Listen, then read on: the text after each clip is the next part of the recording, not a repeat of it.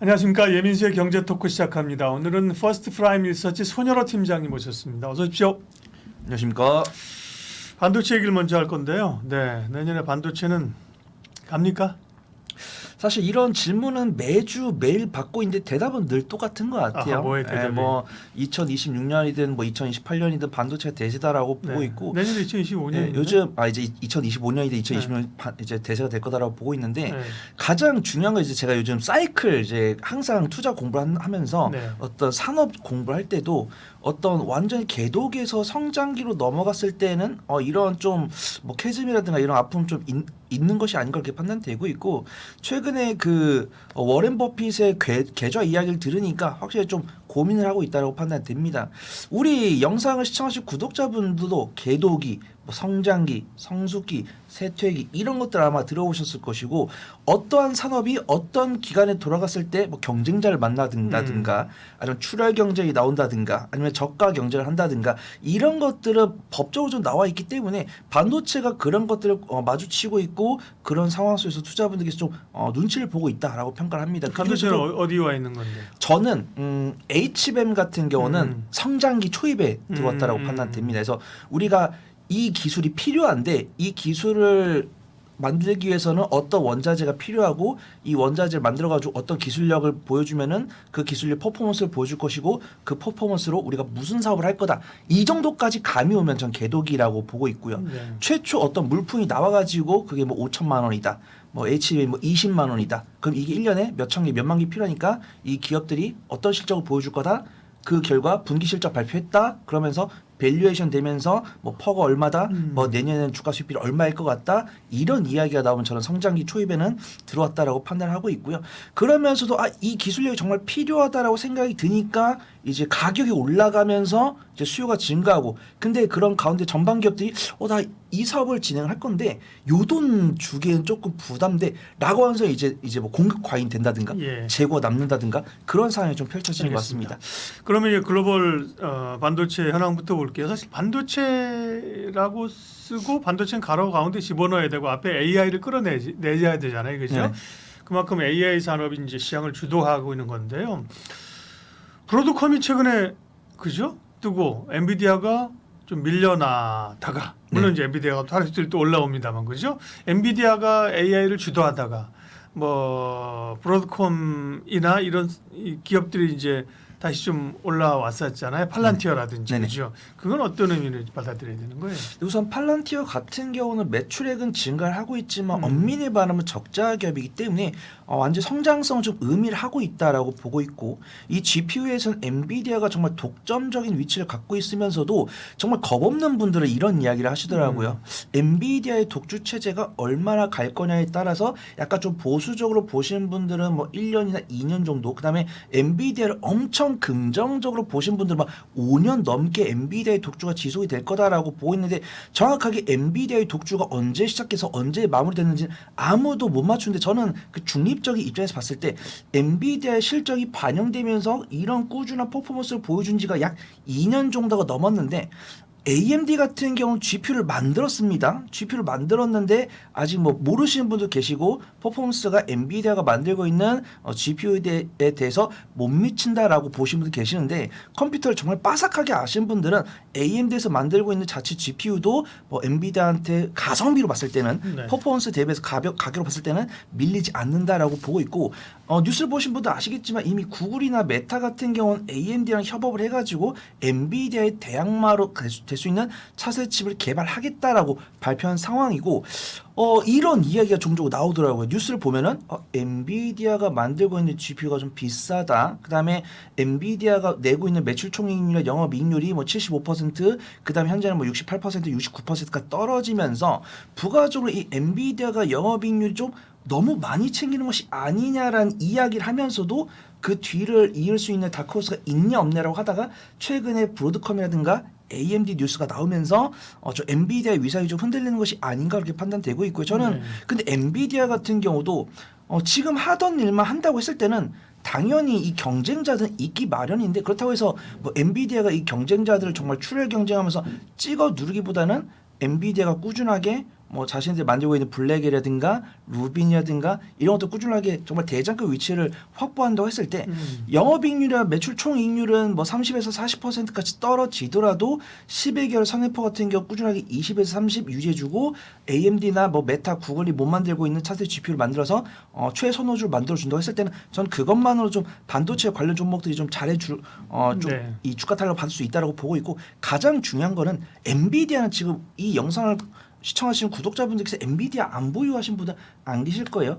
가장 중요한 것은 국내 삼성전자랑 SK하이닉스를 보유하신 분들인데 이런 과정 속에서 산업 사이클은 결국 뭐 쇠퇴기랑 회복기랑 부흥기 이런 것들을 거칠 것이고 SK하이닉스 같은 경우 뭐 뉴스를 봤을 때 뭐 HBM3E랑 HBM4 같은 경우는 이미 잠시만요. 엔비디아한테 물량을 네. 다 줬고 들어갈게요. 삼성전자 네. 같은 경우도 이번에 브로드컴을 뚫냐 안 뚫냐 못 뚫느냐 그런 중요한 관점이기 때문에 이 부분만 좀 유심히 지켜보시면 좋습니다. 좋을 것 같습니다. 삼성전자, SK하이닉스 말씀을 하셔가지고 한번 정리를 하고 가려고.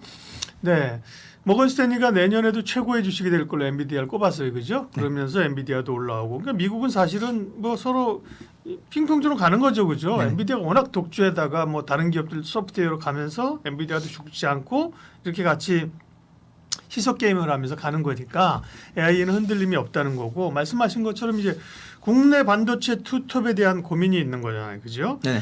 SK하이닉스는 HBM을 따라서 HBM을 주도하면서 갔지만 뭐 좀 주춤하고 삼성전자가 약하면서 같이 좀 흔들리는 국면이잖아요. 네. 이익 전망치도 좀 낮아지고 삼성전자는 아직도 엔비디아는 HBM을 못 들었고, 네네. 네, 외국인은 팔고, 네. 주가는 떨어지고, 맞습니다. 네, 첩첩산중이잖아요. 삼성전자, SK하이닉스는요. 네, 우선 저의 결론은 조금 명확해진 지가 한 두세 달 된 것 같습니다. 네. 제가 올해 5월, 6월 달에는 삼성전자를 SK하이닉스 둘 다 봐야 된다라고 말씀드렸지만 8월, 9월부터는 SK하이닉스부터 봐야 된다라고 좀 보고 있고 다행히 오늘 정말 삼성전자 예전에 우리 뉴스 보신 분들 아시겠지만 뭐 외국인 33개월 연속 순매도 이런 식으로 나왔는데 삼성전자가 우연히 오늘은 외국인 순매수가 굉장히 많이 들어왔습니다. 그래서 저는 아무래도 삼성전자가 이제 미국으로부터 보조금도 수령을 잘했고 그다음에 브로드컴 같은 경우는 이게 중요할 것 같아요. 브로드컴 같은 경우는 삼성전자한테 러브콜을 줬는데 삼성전자가 이 브로드컴의 러브콜을 잘 이렇게 떠먹여 주는 걸 받아 먹는지가 중요할 거다라고 보고 있는데 저는 내부자가 아니기 때문에 삼성전자 이 콜 테스트를 통과할지 말지는 삼성전자에 달렸다라고 판단합니다. 지금도 저는 만약에 삼성전자, SK하이닉스 둘 중에 뭐 살래? 분명히 박사님께서 물어보실 것 같아요. 네. 그러면 안타깝게도 어떻게 알았어요? SK하이닉스 위주로 봐야 된다라고 네. 보고 있는데 매매를 잘하신 분들은 삼성전자 밸류체인을 보셔도 된다. 삼성전자 매수는 올해는 아닌 것 같아요. 올해는 아닌 것 같고 일단 올해? 삼성전자 밸류체인 쪽 네. 보는 게 맞다라고 판단되고 있고 지금 SK하이닉스는 삼성전자랑 그다음 SK하이닉스랑 삼성전자 밸류체인 차트를 다 띄워보시면은 추세 전환이 없습니다. 그래서 어떻게 보냐면 지금 이제 반도체 관련 종목들이 7월부터 9월까지 주구장창 밀리다가 9월 달부터 지금 삼성전자, SK하이닉스의 일봉 차트가 달라졌습니다. SK하이닉스는 그래도 저점 이탈 없이 박스권 내부로 안전하게 돌아왔고 삼성전자 그 박스권을 이탈한 다음에 49,700원까지 갔다가 59,000원까지 갔다가 지금 55,000원이에요. 근데 이 외국인과 기관의 수급을 보면은 지금 뭐 33거래일 외국인의 순매도의 고리를 끊고 오랜만에 외국인 순매수가 들어왔다라는 뉴스가 나온 뒤로도 외국인의 순매도는 끊임없이 이어졌고요. 오늘 녹화일이 24일인데 오늘 24일 이제 정산 수급 보니까 외국인의 순매수가 들어왔습니다. 근데 외국인 순매수가 꽤 많이 들어왔어요. 근데 저는 오늘 하루 외국인의 순매수가 들어왔다고 해서 삼성전자 이제 바닥 끝이다. 이제 삼성전자 사야 된다라고 말씀을 드리기보다는 저는 삼성전자를 사실 거면은 브로드컴을 뚫는지 보고 사라. 말씀 좀 드리도록 할게요. 아니 손 팀장 너가 브로드컴 이거 허락 이제 컨퍼런스콜 이제 뚫는지 보고 사라고 했더니 수익을 못 봤다라고 하신 분들 계시면 제가 어차피 삼성전자 탑픽가 아니더라도 오늘 뭐 HMM이라도 온디바이스 AI에 들어가는 탑픽을 말씀드릴 거니까 그걸로 수익을 내시면 된다라고 판단하고 있고 예. 근데 우리가 이 소부장도 삼성전자 밸류체인, SK하이닉스 밸류체인 명확히 알잖아요. 제가 그 특징주 4-5개를 뒤에서 말씀을 드릴 건데 안타깝게도 삼성전자에 오늘 외국인이 매수세를 보여줬지만 저는 뭐 브로드컴이 엔비디아가 삼성전자에 이 콜테스트를 통과를 안 시켜줬는데 브로드컴이 일단 삼성전자님 우리한테 먼저 좀 HBM 주세요 이렇게 좀 숙일 거라고 생각 안 해요. 이 브로드컴도 엔비디아에 통과되는지 보고 삼성전자를 테스트한 다음에 삼성전자 자신들의 콜 테스트를 통과하면은 그때 받아줄 거다라고 판단하고 있기 때문에 저는 우선 SK하이닉스 쪽으로 보는 게 맞다라고 판단되고 있고 네. 삼성전자는 콜 테스트 통과 여부가 중요하고 삼성전자를 사기 전까지는 소부장 위주로 매매를 해보자 그렇게 좀 평가하도록 하겠습니다. 네. 글로벌 기업 가운데서는 이제 엔비디아 얘기했는데 엔비디아 네 여전히 좋죠? 네 좋고 네네 네 단답형으로 좋죠? 좋습니다. 네 아까 다 가지고 있다 방송 보시는 분들 다 가지고 있다 그러셨으니까 없으신 분은 사면 되죠?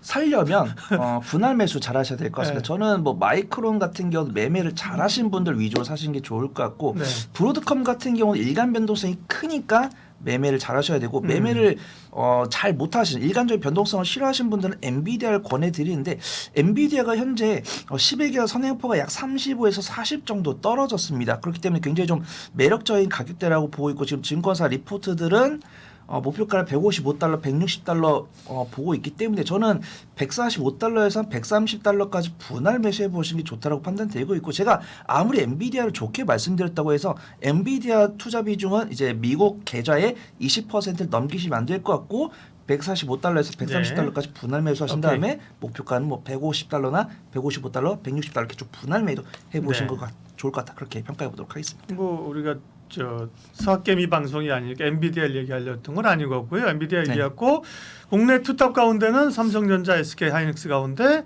SK하이닉스를 더 좋게 보고 있습니다. 좋게 본다 선호한다는 거고 네. 다음에 최근에 이제 좀 그래도 다행스러운 반가운 반도체의 변화는 뭐냐면 HBM을 필두로 해서 소부장들이 움직인다는 거예요. 그죠? 네 맞습니다. 워낙 소부장들이 사실 많이 빠졌잖아요. 쩔었잖아요. 그죠? 네네. 내년에 이루어지고 해서 소부장 쪽에서 기회를 좀 찾아보자는 시각은 공통되는데 소부장 관련된 이야기 관심주 얘기해 주세요.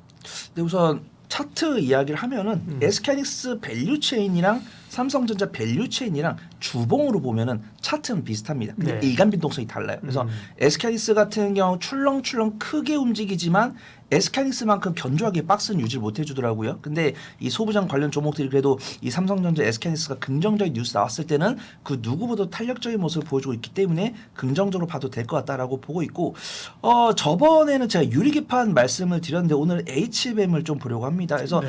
HBM 같은 경우는 저는 SK하이닉스 밸류 체인에 속해 있는 종목도 2개 정도 갖고 왔고 삼성전자에 속해 있는 종목도 2개 정도 갖고 왔어요. 그래서 첫 번째로는 YC를 볼 건데 이 YC는 삼성전자 밸류 체인에 속해 있습니다. 그래서 삼성전자 파운드리에다가 이 메모리 테스터 검사 장비를 납품을 하는 기업이에요. 그러면서 가장 일간 변동성이 큽니다. 그다음에 두 번째로 한미반도체인데 이건 하이닉스 네. 밸류고 한미반도체는 SK하이닉스 밸류 체인이죠. 근데 저는 요게 의아합니다. 많은 분들께서 하나 정밀기기가 어떤 특수한 자기들만의 기술력을 갖고서 한미반도체를 공격할 줄 알았는데 한미반도체가 오히려 하나 정밀기기한테 소송을 걸었다고 합니다. 뭘로 걸었는지 몰라요. 뉴스를 봤을 때는 한미반도체가 하나 정밀기기 상대로 특허 침해 소송을 제기했기 때문에 한미반도체가 이 기선 제압을 위해서 하나 정밀기기에 좀 찍어 누르려는 것이 아닌가라고 판단해가지고 근데 이 두 종목도 약간 이제 일간 변동성 차이가 있습니다. 한미반도체 같은 경우는 탄력이 많이 나오고 있고 하나 정밀기기는 보수적으로 밀리고 있어요. 그래서 누가 이길지는 법적 전문가 혹은 내부자만이 아는 부분들이기 때문에 한미반도체가 하나 정밀기기한테 뭔가 이 책 잡을 게 있나 보다 이 정도만 좀 보시면 좋을 것 같고요. 이오테크닉스 같은 경우는 삼성전자의 매출 비중 일부 있고 대부분 이제 SK하이닉스 쪽입니다. 이제 레이저 커팅 장비를 만들고 있는데 HBM에 대한 장비 투자. 그래서 지금 소부장 관련 종목들 수급이 좋은 이유가 SK하이닉스도 미국에 공장 투자한 거에 대한 이제 보조금을 이제 계약을 받았고 삼성전자도 계약을 받았기 때문에 우리나라 이 반도체 메이커들이 미국에다가 건설한 공장에 대한 불확실성이 없어질 거니까 결국 거기에 들어가는 장비에 대한 불확실성도 제거가 될 거다 이렇게 보고 있는 것 같습니다. 그래서 어제 같은 경우는 외국인과 기관이 강한 순매수가 들어온 다음에 오늘은 외국인의 단기 차익이 나오더라고요. 그 부분은 확인했습니다. 근데 기관의 순매수가 이어지고 있고 제가 언급드린 종목들의 대부분이 박스권 하단부에서 지지관을 지지하는 모습 보여주고 있고 윗꼬리가 살짝 있지만 양봉입니다. 대부분 양봉이에요. 제가 언급드린 종목도 양봉이니까 이 부분도 지켜보시면 좋을 것 같고 제가 원래 탑픽을 PSK 홀딩스 하나 말씀을 드리려고 했는데 네. 좀 단기적인 변동성 선호하신 분들께는 테크윙 좀 말씀을 드리려고 합니다. 테크윙 같은 경우는 어떤 후공정 둘 다 후공정 장비 쪽인데 테크윙 후공정 부품이고 PSK 홀딩스는 후공정 장비 기업입니다. 근데 테크윙 같은 경우랑 PSK 홀딩스 모두 다 좀 SK하이닉스의 매출 비중이 높은데 테크윙이 만들고 있는 이 프로브 스테이션에서 이 반도체 웨이퍼를 다음 공정으로 넘기기 전에 테스트를 진행을 하는데 이 테스트를 하는 장비를 만들고 있는데 기술력이 상당하다고 평가를 하나 봐요. 재무 가치는 PSK 홀딩스가 확실히 안전합니다. 분기 실적 기준으로나 연간 실적 기준으로나 PSK 홀딩스가 균일한 실적을 보여주고 있거든요. 테크윙 같은 경우는 적자로 전환까지는 아니라도 이 분기마다 실적 변화폭이 큽니다. 그래서 테크윙 나는 좀 단기적인 변동성을 선호하지 않는다. 안전한 종목이 좋다라고 하신 분들께는 PSK 홀딩스를 말씀드리고 나는 성장성을 똘똘 뭉치고 있으면서도 이 테크윙이 갖고 있는 스테이션 기술력이 높다라고 판단하면서 수급이 많이 들어와서 일간 변동성이 큰 종목을 원한다라고 하신 분들께는 네. 테크윙을 좀 권해드리도록 하겠습니다.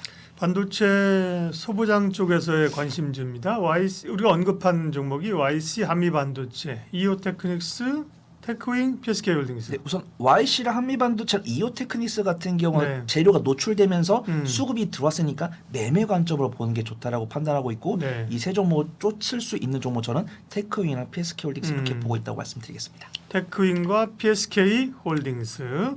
얘들은 밸류 체인이 어디라고요? 테크윙은 둘 다 SK하이닉스. 하이닉스 쪽이에요. 네, 맞습니다.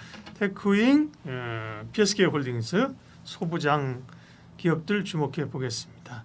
2차 전지 올해 사실은 기대를 좀 했었는데 네네. 기대를 했었는데 뭐 만만치 않았고 그죠? 계속 흘러내렸고 또 트럼프가 미국의 차기 대통령이 되면서 그죠? 네. 더 어려움을 지금 맞은 상황이잖아요. 네. 그리고 이제 내년을 맞습니다.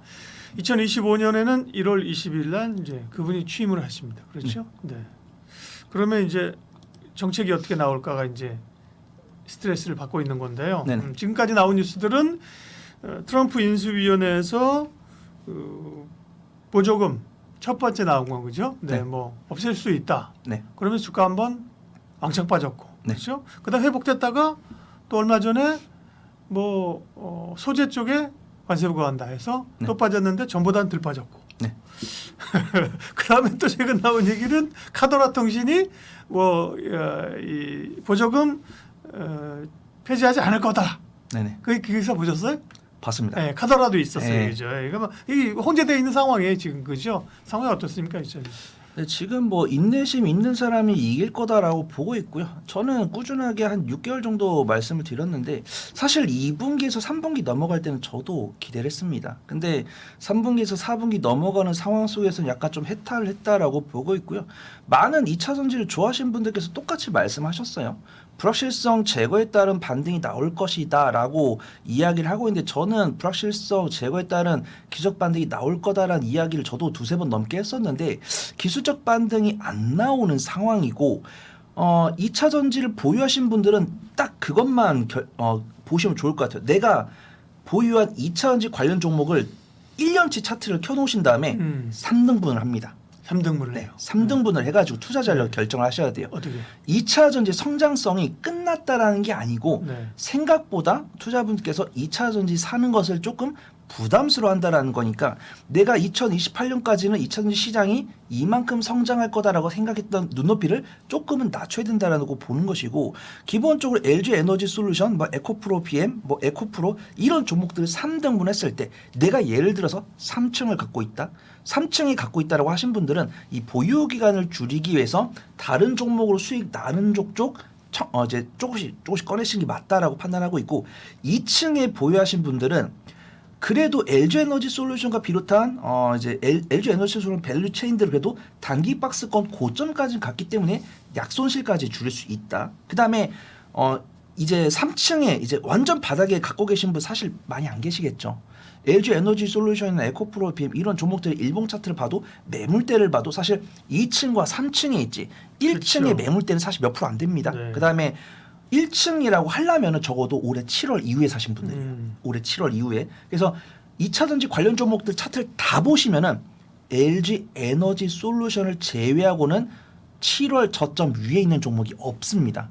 LG 에너지 솔루션도 7월 저점 찍고 뭐 41만 원을 갔다가 뭐 32만 원, 33만 원이고 이 36만 원 단기 박스권을 이탈해서 살짝 밑으로 빠진 상황이에요. 그다음에 7월 달에서 그 40만 원까지 갔던 거는 전기차 화재 뉴스가 나왔을 때 LG 에너지 솔루션이 이 전기차 화재를 제일 잘 잡겠다. BMS 시스템을 갖추겠다라고 이야기했었고 단기 박스권에서 다음 박스권으로 갈 때는 테슬라 일론 머스크 테슬라 CEO가 LG 에너지 솔루션에다가 이제 스페이스 X에 들어가는 우주선용 리튬 배터리를 달라고 이야기를 한 상황이었습니다. 근데 그 뒤로 악재가 너무 많이 나왔어요. 제가 2차전지 뉴스를 거의 10몇 개를 정리를 해왔는데 호재는 단 하나인 것 같습니다.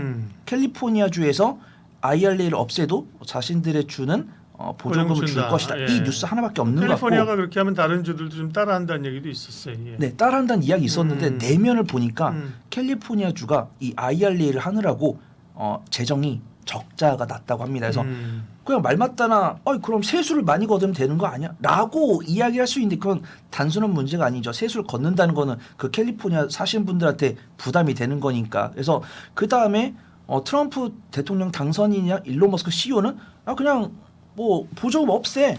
근데 뭐 일론 머스크 CEO도 그 전기차를 많이 팔고 있는 그 CEO도 우리는 보조금 없애도 된다. 우리는 자율주행으로 먹고 살 거기 때문에 보조금 없애도 된다. 이런 뉴스 나왔고 그다음에 전기차에서 미국에서 가장 많은 판매량을 기록을 하고 있는 GM조차도 자율주행은 철수를 하면서 자율주행은 확실하게 테슬라의 먹거리가 된 거다라고 보고 있고 기본적으로 이제 CAGL이라고 합니다. 연평균 성장률인데 우리가 옛날에 2차 전지 2022년, 2021년에는 우리가 보통 연평균 성장률을 30에서 40%를 잡으면서 2022년 기준으로 2028년까지는 뭐 2차 전지 시장이 200%, 300% 증가할 거다라고 예상을 했잖아요. 아직 2028년이 안 됐지만 그런 데이터가 2021년, 2022년이 나왔는데 지금 2024년이 됐는데 연평균 성장률이 30%가 안 되고 지금 뭐 현대차나 뭐 테슬라, 뭐 GM 이런 기업들의 2024년 1월부터 12월까지 판매 데이터를 전년 동기로 봤을 때는 약 5에서 10% 증가를 했고 테슬라 같은 경우도 지금 분기 실적 보면은 전기차 판매 실적은 뭐 1.5%, 3% 증가하고 ESS가 뭐 35% 증가했다 이런 뉴스 보실 거고 제가 어떤 2차 전지가 나쁘다라고 이야기를 한 게 아니고 저는 팩트만 말씀드린 거고 우리가 이 주식 투자를 하거나 이 산업을 보다 보면은 사이클이라는 게 있다 보니까 이런 부분들은 알면 된다라는 것이고 저는요 2차 전지를 2028, 2030년까지 들고 갈 건데요. 그러신 분은 상관이 없는데 지금 소가래 하신 분들 계시고 이 투자를 하는데 개인 투자분들의 가장 중요한 거는 보유 기간입니다. 얼마나 빠르게 큰 수익을 내냐라는 것이기 때문에 2차 전지에 대한 성장을 의심하는 것은 아니지만 확실하게 우리가 예상했던 거 외로 움직이고 있기 때문에 우리의 대응 전략을 짜는 게 맞다. 그렇게 좀 평가하고 있습니다. 그런데 말입니다. 네. 내년 사실 1월 1분기가 지나면 사실 나올 학생 다 나오는 거 아니에요? 맞습니다. 지금 이제 뭐 업황 얘기야 우리가 캐진 구간을 통과하고 있고 뭐 원재료 가격도 사실 수요가 들다 보니까 많이 떨어졌잖아요. 그렇죠? 네.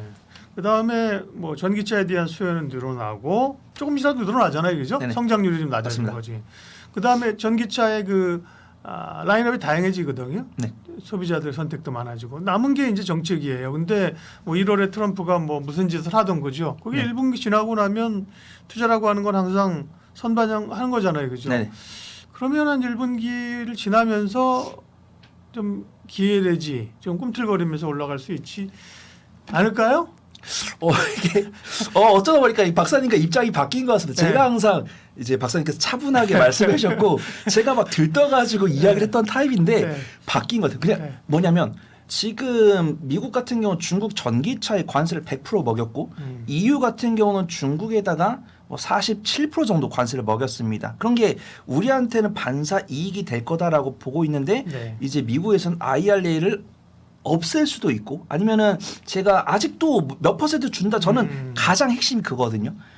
차라리 없앨 거면 없애든지 주가는 없애는 걸 반영하고 있는 거잖아요. 이미 지금. 없앨 거면 없애든지 아니면 뭐 예를 들어 주던 금액을 뭐 4분의 1로 줄인다든가 그럼 예. 밸류에이션 되는데 아무 얘기를 안 하니까 밸류에이션 할 수가 없는 상황인데 지금 박사님께서 말씀하신 대로 저도 2차전 전기차가 2025년 얼마 팔릴지 2026년 얼마 팔릴지 데이터를 다 보고 있는데 우리의 원래 생각은 매년 30%씩 증가를 할 거다라고 했다고 한다면 요즘 뭐 SNE 리서치에서 나오는 리포트를 본다고 한다면 보통 한 5에서 10% 증가를 한다고 했을 때 네. 우리 예상치 대비해서 이 2차전 전기차가 많이 안 팔린다고 했을 때는 그에 따른 이 거품이 빠지면서 2차전지 관련 종목들이 낙폭을 기록한단 말입니다.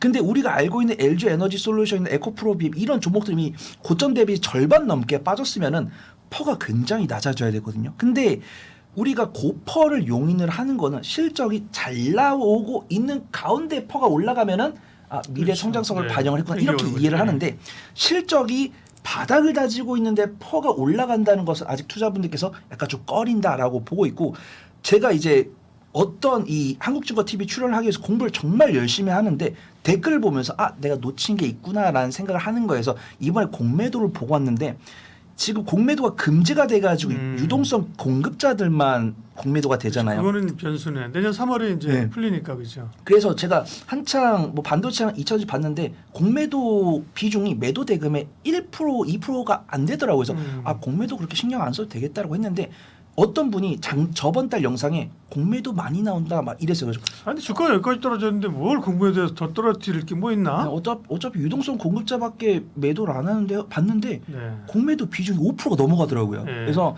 거래 대금이 네. 없는데 유동성 공급자들은 매도를 할 수 있다 보니까 그렇죠. 공매도가 나오고 있는 겁니다. 근데 사실 뭐 매도 대금이 5% 공매도 뭐 크냐라고 해주면 고마운데 이런 것도 이제 2차전지 좋아하시는 분들의 심장을 긁으니까 그다음에 주가 보시면 제가 그 2차전지를 LG 에너지 솔루션을 제외한 종목들은 7월 저점 위에 있는 종목이 없다라고 말씀드렸어요. 예. 근데 공매도가 정말 활발하게 일어나는 것도 아니에요. 5%면. 그러면은 현재 이 2차전 그렇다고 LG 에너지 솔루션 에코프로 BM의 한 달치, 석 달치 수급 동안 딱 찍어보면은 석 달 내내 외국인이 매도한 게 아닙니다.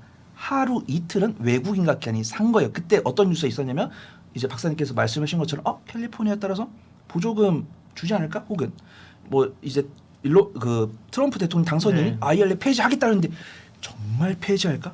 이런 뉴스가 나왔을 때 외국인 기관이 매수를 했어요. 근데 정말 트럼프 대통령 당선이 굽히지 않다 보니까 다시 떨어지는 모습. 그다음에 예. 원론으로 가면은 LG 에너지 솔루션이나 에코프로나 포스코홀딩스의 퍼가 안 떨어지고 있습니다. 그래서 예를 들어서 지금 이 주가 떨어지고 있더라도 실적은 견조하게 유지가 될 거니까 믿고 네. 기다려 주십시오 라고 하려고 한다면 퍼가 떨어져야 되는데 퍼가 LG 에너지 솔루션도 지금 12가 선행퍼가 70이고 그다음 에코프로 BM도 12가 선행퍼가 100이 넘어가더라고요. 오케이. 그다음에 포스코홀딩스나 포스코 퓨처도 퍼가 많이 높습니다. 그러면은 주가가 떨어졌는데 실적이 주가 떨어지는 폭보다 가파르게 떨어지니까 퍼가 올라가는 알겠습니다. 거고 네. 그런 상황이기 때문에 아니, 아는 게 너무 많으셔가지고 얘기를 물어보면 끝이 없어. 네. 정리를 좀 해야 돼. 공매도는 그러니까 내년 3월 되면 좀 머리 아프네. 공매도가 또 금지되면 그죠? 네, 맞습니다. 매도가 나올 수 있는데 그건 전 이렇게 생각해요. 사실은 공매도는 막아놓길 원하고 외국인은 사기를 원하잖아요. 그죠? 불가능한 얘기예요. 외국인들은 사실 한국 같은 시장에서 공매도를 금지하는 것 자체를 말이 안 되게 생각한다니까요. 네, 맞습니다. 외국인들은 안 사요. 그죠? 네네. 근데 공매도 사실 풀리고 정상적인 시장이 되면 오히려 외국인들이 한국 시장을 들어올 수 있죠. 맞습니다. 그렇게 봐야지. 예를 들면 뭐 구더기 모서 못 담글까? 하는 것처럼 네. 그렇게 하면 안 될 것 같고요. 어쨌든 2차 전지 관련해서는 지금 얘기를 좀 해주셨습니다. 그러면 우리가 그런 뭐 정책적 변동성 또 공매도가 다시 재개되는 시점에 수급상 변동성을 감안한다고 하더라도 네. 그 과정을 넘어가면서 좀 관심 있게 2차 전지 가운데서 다시 주목을 받을 때는 뭐가 갑니까? LG엔솔입니까?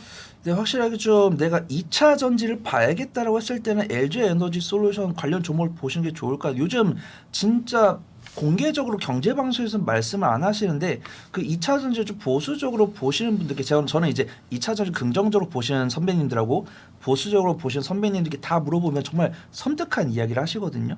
2차 전지 관련 종목들 중에서 기술력이 없거나 재무 가치가 없는 종목들은 슬슬 시장에서 퇴출될 시기가 됐다라고 이야기를 하시는 거예요.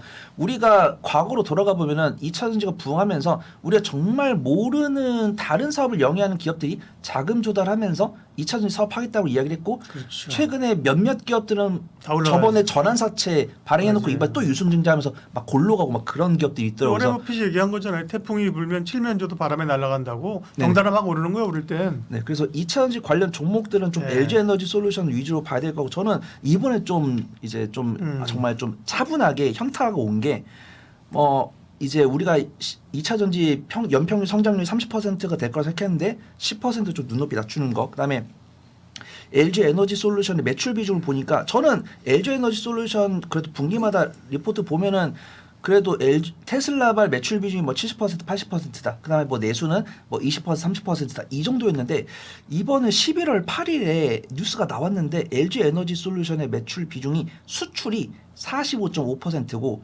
내수가 54.5%라고 합니다. 그래서 내수라고 한다면 당연히 현대차겠죠. 현대차, 기아고 현대차랑 기아도 검색을 해보시면 네. 뭐 아이오닉이나 제네시스나 코나나 뭐 아이오닉 뭐 포터 전기 나오고 그 차량이 들어간 배터리가 뭐고 현대차랑 기아가 미국에서 판매하고 있는 대수 중에서 전기차가 판매하는 비중이 얼마니까 이 2차전지 관련 종목들에 대한 밸류에이션을 할 때는 요 뉴스를 좀 참고를 해보시면 네.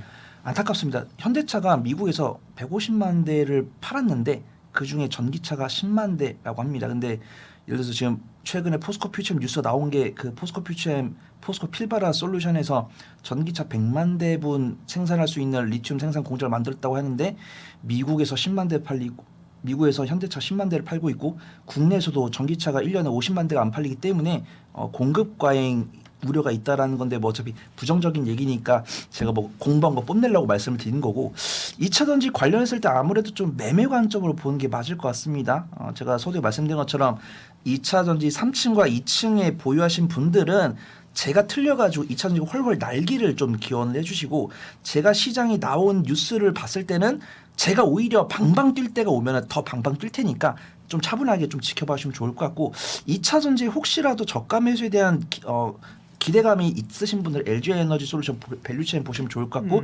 전고체 배터리 보시면 좋을 것 같아요.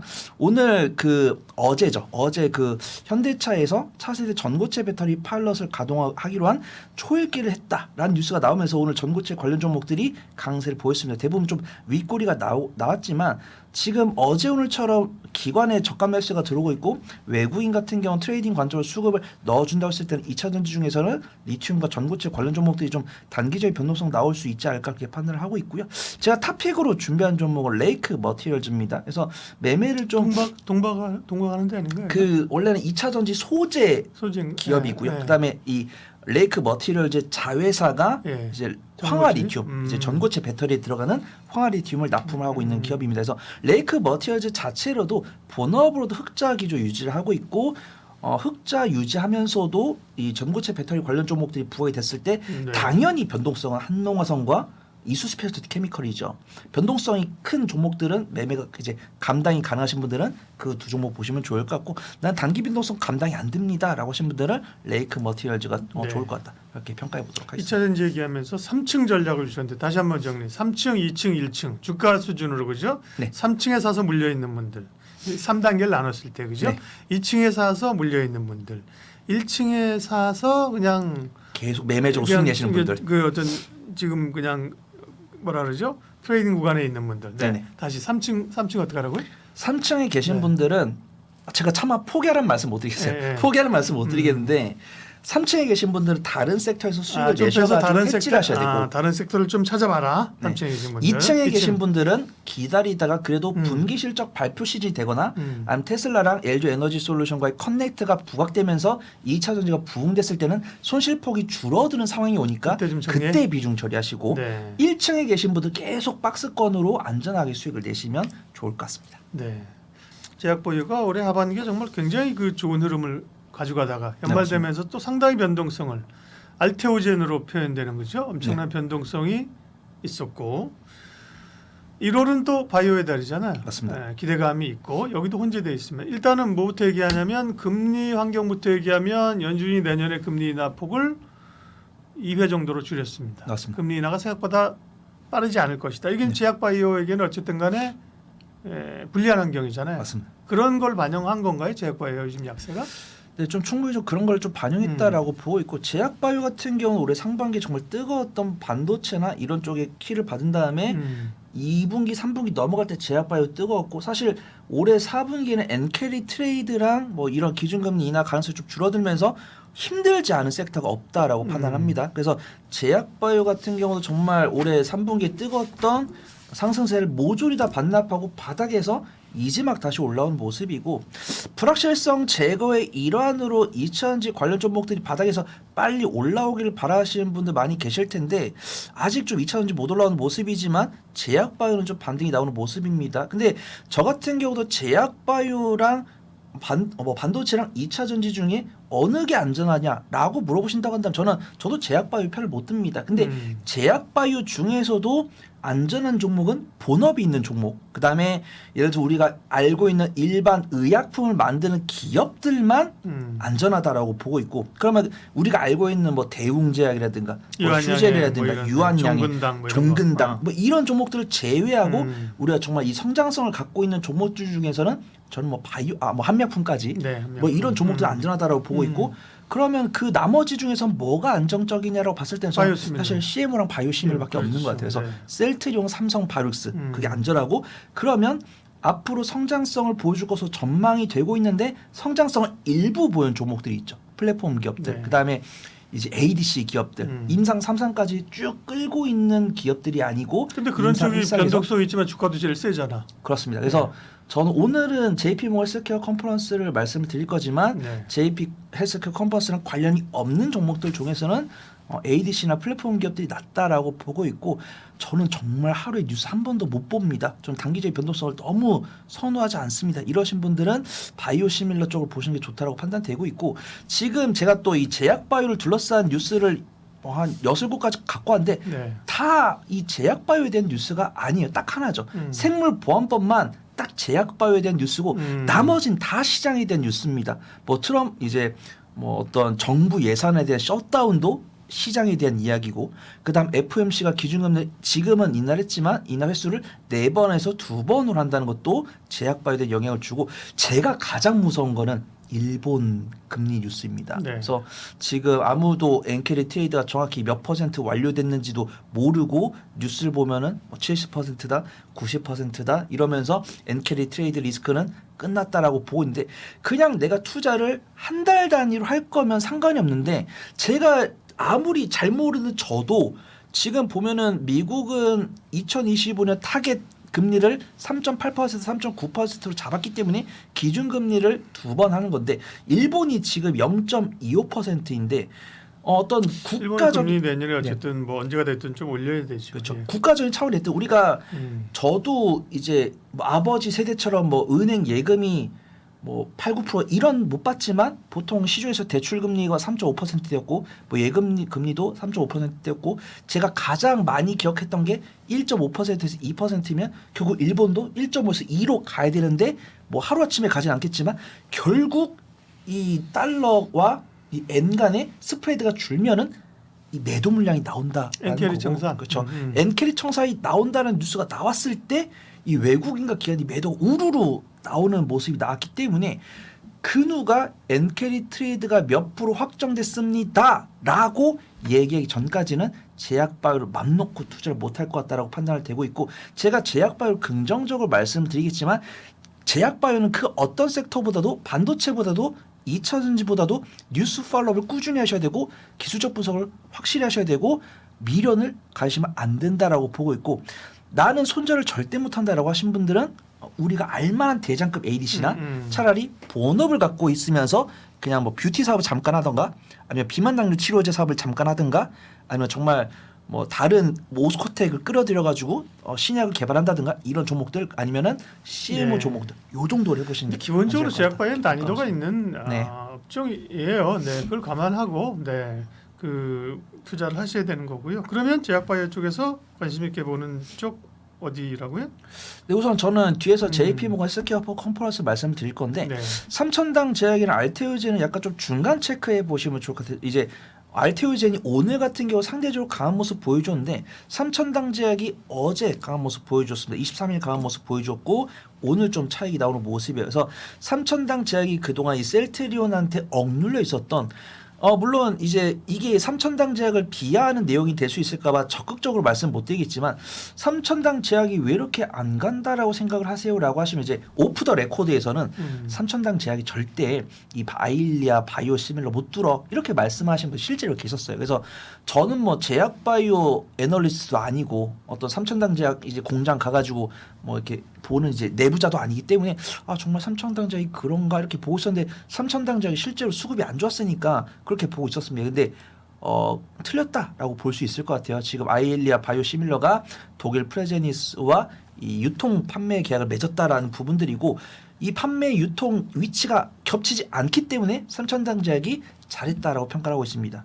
셀트리온 같은 경우는 국내랑 유럽의 판권이고 삼천당 제약은 북미 쪽이랑 동남아시아 쪽이기 때문에 판매 유통 구조가 안 겹쳐요. 그래서 삼천당 제약은 아일리아 바이오 시밀러 원료 납품을 할 수 있다라고 보고 있는데 오늘은 단기 차익 실현 나왔는데 단기 차익 실현이 꽤 많이 나왔어요. 근데 이거 바이오 이렇다니까요. 네. 어제 삼천당 제약 뉴스 나온 어제 상한가 아니었나요? 상한가요. 오늘 상한가 갭상승했습니다.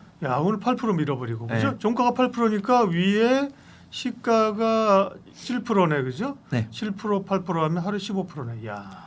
그래가지고 이게 참 이것이 재밌는 게 바이오야. 네, 저는 욕먹을 각오 또 이야기를 하냐면 네. 제가 이제 알테오젠 이야기할 때도 저는 어떤 뭐 제가 직접 뭐 알테오젠을 가거나 뭐 그러지 못하고 시장에서 규모에서 예를 들어서 이제 리포트가 나오잖아요. 알테오젠이 뭐 누구랑 계약을 해가지고 마이스톤이 얼마가 나올 거다라고 했는데 뉴스조차 하면 안 돼. 바이오는. 아시는 분도 아시겠지만 네. 시장 규모에 넘치는 경우보다 예. 부족한 경우가 훨씬 많습니다. 그래서 지금 알테오젠도 제가 뭐 알테오젠이 부정적으로 보는 건 아닌데 예를 들어서 뭐 한 2천억, 3천억 수령한다고 하더니 분기에 보니까 800억 들어오는 모습이고 이번에도 마이스톤 수령한다는 뉴스가 나왔는데 정확히 뭐 몇 분기에 걸쳐서 들어올지 모르기 때문에 밸류에이션 입장에서는 뭐 12개 선행포가 뭐 700으로 산출됐다 이런 얘기를 했어요. 근데 삼천당 제약을 오늘 외국인이 왜 이렇게 많이 팔았냐라고 했을 때 그 이유는 뉴스로 안 나왔지만 이런 이야기를 하시더라고요. 삼천당 제약이 일단은 이 아일리아 바이오 시밀러를 계약을 해가지고 유통을 했을 때 구체적으로 매출이 얼마 나올지 얼마나 팔릴지 요런 이야기가 없으니까 차익이 구실로 삼는 거다. 근데 저는 참 가슴이 아프더라고요. 이 투심이 중요한 게 이건 것 같아요. 이 알테오젠을 바라보시는 분들에 대한 투심은 강하니까 지지를 잘해주고 그렇죠. 삼천당 제약은 그냥 그래서 훅 무너지는 삼천당 거죠. 제약이 얼마 밸류에이션 얼마인데 그렇죠. 이거에 대한 대답을 못하니까 훅 밀리는 거니까 투자를 하신 분들은 제약 바이오는 당연하지만 밸류에이션은 근거이지 투심과 기술 분석을 하시는 게 중요할 것 같다. 그렇게 보고 있고요. 시간이 얼마 안 남은 것 같으니까 네. JP모건 헬스케어 컨퍼런스에 보면 제가 또 한 5종목을 말씀을 드릴 건데 예. D&D 파마텍이랑 브릿지바이오랑 DSVX 이 종목은 매매 관점으로 보시면 좋을 것 같습니다. 제 토픽은 ABL 바이오랑 한올바이오 파마예요. 그래서 한올바이오 파마 같은 경우는 저번 주 금요일과 월요일 날 탄력적이었고 오늘 ABL 바이오가 좀 강하더라고요. 그래서 각자 뉴스들은 검색해 보시면 다 나오는데 D&D 파마텍 같은 경우는 헬스케어 컨퍼런스에 참여해서 비만 당뇨 치료제 기술을 발표한다고 했습니다. 그 다음에 DXVX도 비만 당뇨 치료제 연구하고 있어요. 최대 주주가 한미약품입니다. 그래서 이제 한미약품의 그 찬한분이 최대 주주죠. DXVX도 이제 GLP-1을 기반으로 한 비만 당뇨 치료제 발표하겠다고 했습니다. 그 다음에 브릿지 바이오 테라퓨틱스 같은 경우도 JP모건 헬스케어 컨퍼런스에 참여해서 자신들이 개발하고 있는 파이프라인을 발표하고 기술 이전을 협의하겠다. 이 뉴스가 나오면서 가장 먼저 이제 좀 변동성을 보여준 종목이고 한올 바이오파마랑 ABL 바이오는 제가 오늘도 이제 뉴스 검색을 했는데 참여하겠다라고 이야기는 아직 안 나왔어요. 근데 아시는 분들 아시겠지만 ABL 바이오는 매년 이 JP모건 헬스케어 컨퍼런스 참여를 하고 있는 모범생입니다. 그 다음에 2022년에 사노피에다 기술 이전하면서 마일스톤 수령했던 이력이 있는 종목이고 한올바이오 파마도 2017년부터 매년 참가를 했는데 2023년에는 이제 2024년에 참가를 안 했더라고요. 2025년에 참가하겠다고 아직 발표는 안 나왔는데 이 한올바이오 파마의 가장 유명한 파트너사죠. 이뮤노바트입니다. 이 이뮤노바트가 한올바이오 파마한테 기술 이전 받은 IMVT 1401을 이제 자신이 개발하고 있는 면역 항암제에다가 병용 투여한 결과물을 이 JP 모건 헬스케어 컨퍼런스에다가 발표하겠다고 내용 나왔기 때문에 에이벨 바이오, 한올 바이오 파마를 유심히 지켜보시면서 천천히 모아가시다가 이 JP 모건 헬스케어 컨퍼런스가 내년 1월 13일인가 그래요. 내년 1월 13일부터 1월 16일까지 열리니까 지금 사셔가지고 행사 개최되기 전에 매도 준비를 하시되 에이벨 바이오랑 한올 바이오 파마가 이 JP 모건 헬스케어 컨퍼런스에 참여하겠다라고 뉴스가 나왔을 때는 대응할 준비를 해보시면 좋을 것 같습니다. 지금 언급하신 기업들이 다 JP 모건 컨퍼런스에 참여하거나 참여할 가능성이 높은 기업들이군요. 그렇죠? 맞습니다. 아까 언급한 D&D 파마텍, 브릿지바이오, DXVX도 그렇죠. 네, 그렇습니다. 그런 거고. 네. 이 참여하겠다고 발표한 기업 한 8개 정도 되는데 네. 그중에서 제가 적자 기업이거나 시가총액이 1,000억이 안 되는 종목들은 네. 제외를 했고요. 네. 시가총액이 1,000억이 넘어가면서 약간 좀 기술력이 있다라고 평가되는 종목 아니면 든든한 네. 이 전망 우군이 있는 기업들 3종목만 추려드렸고 세 종목? 네. 아, D&D 지금, 파마텍, 아, 데스베이스, 이게, 브릿지바이오, 그다음에 에이벨 바이오랑 한올 바이오 파마. 에이벨 바이오는 당연히 이제 이 기술 수출을 통해서 연간 실적 흑자도 기록을 했던 네. 기업이고 에이벨 바이오랑 한올 바이오 파마 너무 유명하잖아요. 그래서 예. 기간 매매 관점으로 접근할 수 있을 것 같다. 그렇게 좀 평가하겠습니다. 네. 이거는 이제 JP 모건과 관련된 얘기고요. JP 모건은 뭐 중요한 1월의 이벤트이죠. 그러나 이제 1월 끝나면 바이오를 버릴 건 아니니까 그죠? 바이오 맞습니다. 본업으로 들어오게 되면 아까처럼 연동성을 잘 이기지 못하는 분들은 본업이 있는 제약사, 네. 그죠? 그런 걸 사고 또 확실한 사업 내용이 있는 CMO, 맞습니다. 네, 하고 공격적인 분들은 바이오텍으로 가라 그런 거죠. 네. 확실하게 제가 아까 본업 있는 제약 기업들도 한 5가지 말씀드렸고 네. CMO 2개 말씀드렸고 CMO는 뭐 이제 삼성바이오랑 셀트리온, 셀트리온. 그다음에 플랫폼 기업은 이제 알테오젠, 삼천당제가 말씀드렸고 D&D 파마텍, 브릿지바이오, DXVX, 에이벨 바이오, 한올 바이오 말씀드렸는데 이 종목을 제외하고도 유망한 종목들 많습니다. 근데 제가 언급되지 않은 종목들 중에서 시가총액이 1,000억 원이 안 되면서도 연간 실적이 4년 이상 적자인데 이게 기술 특리로 상장하지 않은 기업들은 3월 달에 진짜 좀 조심하셔야 되고 예. 3월 달이 그런 그렇죠. 위기가 안 감사 오더라도 보고서 날 때 얘기하시는 네, 거예요. 감사 예. 시즌이 또 4월에 오고 그다음에 이 관리 종목을 회피하기 위해서 자금 조달하는 기업들이 있습니다. 그래서 저번 주 금요일 날 장 끝나고 올빼미로 유증한 기업들도 있어요. 그런 기업들이 막 시간에 하한가하고 그러니까 제약 바이오는 반드시 좀 안전한 종목도 위주로 하시는 게 좋을 것 같습니다. 네. 비만 쪽은 별로 관심 없으신가 봐요. 뭘 날씬하셔서. 아, 뱃살이 많은데 저 운동으로 빼보려고 합니다. 예. 그러니까 비만도 근데 내년도 그렇고 계속 이제 성인병이나 비만이 많으니까 관심이 있는데 네. 변동성 크더라고요. 그죠? 비만 당뇨 치료제 같은 경우는 요거를 호재로 네. 보시는 분들이 많이 계시는데 저는 약간 중립적인 입장입니다. 그 일론 머스크 CEO랑 트럼프 대통령 당선인이 비만 당뇨 치료제 약가를 인하를 하겠다고 했거든요. 그렇죠. 근데 예. 지금 일라리랑 노보노 디스크도 잘 보시면은 이익률이 60%가 넘습니다. 그래서 예를 들어서 100만 원씩 팔았을 때는 60만 원이 남는다는 거죠. 근데 약가를 인하를 하면은 우리가 이 약품의 원가가 얼마인지를 모르니까 이 가격을 주고 사는 건데 약가 떨어지면은 이 물건이 얼마인지를 얼추 알게 되거든요. 그다음에 이 기업들 입장에서도 자신들이 가져갈 수 있는 최근에 가져갈 수 있는 이런 매출이 떨어지기 마련인데 관련 종목들이 오히려 오르는 상황입니다. 그래서 예를 들어서 일론 머스크 CEO랑 트럼프 대통령 당선인이 일라일랑 노보노디스크랑 이 비만 당뇨 치료제 관련 종목들이 정말 고공행진 하던 상황에서 약가 인하 이야기를 했어도 과연 올랐을까? 이런 생각이 드는데 비만 당뇨 치료제 관련 종목들은 노보노디스크랑 일라릴리 차트를 보더라도 고점 대비해서 30% 이상 밀렸고 그다음에 우리가 알만한 비만 당뇨 치료제 중에서도 뭐 펩트론이나 인벤티지랩, 그다음 한미약품, 뭐 D&D 파마텍 이런 종목들도 보면은 예. 고점 대비해서 많이 밀렸다가 펩트론이나 인벤티지랩은 거의 박스권 많이 회복한 상황이고 그 뒤를 이제 D&D 파마텍이 쫓아가는 상황이고 한미약품이나 샤페론이나 한국 BNC나 우리가 경구용 비만 당뇨 치료제 개발한다고 알고 있는 종목들은 그 많은 기업들을 다 기억하고 있어요. 그래야지 살아갑니다. 아, 네. 그래서 이제 저도 이제 우리 구독자분들께 말씀드리면 네. 무슨 주 하면 이렇게 수술 나와야죠. 그래서 네. 그런 종목들을 보면은 이제 이 종목들이 뛰쳐나가고 이 종목들이 좀 부담된다라고 하면은 이렇게 쫓아가는 종목들이었는데 그런 종목들이 안 움직이고 있는 거 보니까 분명히 약가 인하는 이 제약바이오 비만 당뇨 치료제 관련 종목들한테 큰 호재는 부정적인 뉴스인데 아니다. 이 종목들이 이미 이 NK라든가 기준금리 인하 횟수 감소라든가 이런 것들이 모조리 다 반영되면서 바닥에 있다 보니까 오히려 불확실성 제거 일환으로 반등이 나오는 것 같으니까 저는 비만 당뇨 치료제 같은 경우는 뭐 블루엠텍이나 국내 위고비를 예. 유통을 하고 있는 블루엠텍 이 정도 좀 볼 수 있다라고 보고 있고 아무래도 비만 당뇨 치료제 관련 종목들 매매 관점으로 보는 게 좋지 않을까 이렇게 좀 평가하도록 하겠습니다. 제약바이오 이야기 퍼스트 프라임 리서치 손유로 팀장님 함께했습니다. 고맙습니다. 감사합니다.